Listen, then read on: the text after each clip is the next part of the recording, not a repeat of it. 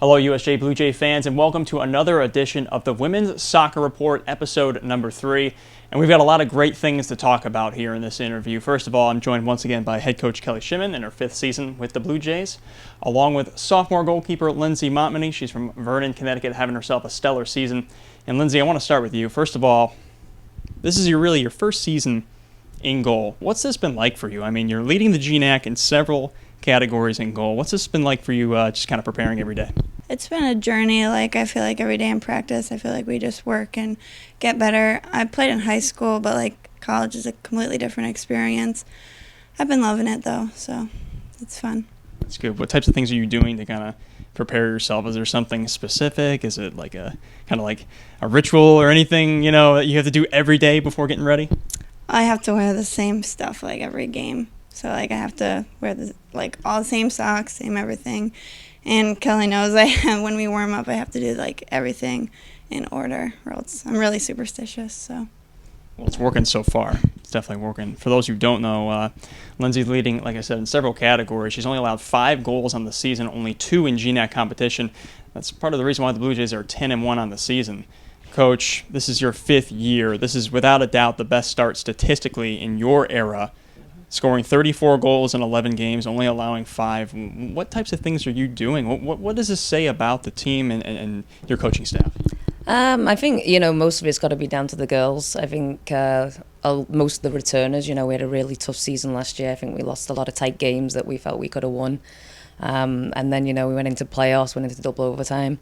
So I just think they kind of came back with a different mentality this year.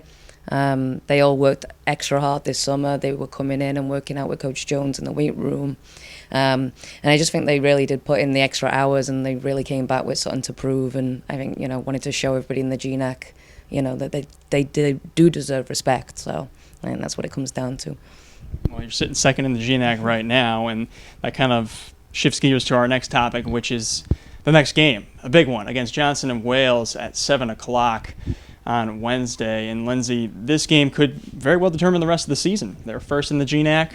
You guys are just a half a game behind. What types of things are you guys doing just amongst your teammates and your captain and to kind of get ready for this big one? Yesterday we had a film session and we talked what we need to work on. Definitely communicating with each other is a big thing we need to work on. Just coming out more confident and putting away our chances. Definitely. And the next 4 games, really 5 games, are going to determine the season perhaps for the Blue Jays. Coach, you know as well as anybody, you've got 4 of the top 5 in the GNAC. Of course, the Blue Jays are in the top 5 as well, coming up in the next 2 weeks. Are you doing something different when you prepare, or are you just trying to stick to the same game plan? I think, we're trying to stick to the same game plan. I think the most important thing for us is to try and take it game by game. I think a couple of times in the season we've kind of let ourselves look ahead a little bit, which, I don't think really helps us in the game. So right now the only thing we're concerned about is the game tomorrow night against JWU. Certainly a big one. Last question for you, Coach. Again, you talk about records and stats, and those are all great. Are those things that you kind of try to avoid looking at, or the things that are in the back of your mind? I mean, at this point, this team is on record to have the best record in the history of the school for women's soccer. Yeah, I mean, I'm so proud of our record right now, but as I keep telling the girls, I think it does flatter us a little bit, which is a good thing because I think we've still got a lot more to improve on, and I know that as a team we can play a lot better. So having a 10-1 record right now, and in my opinion, not having played the best soccer that we can as a team is massive, and I think if we can keep improving, then we can beat these big teams and we can continue the record. But right now I think it's about, the most important thing is to get a win.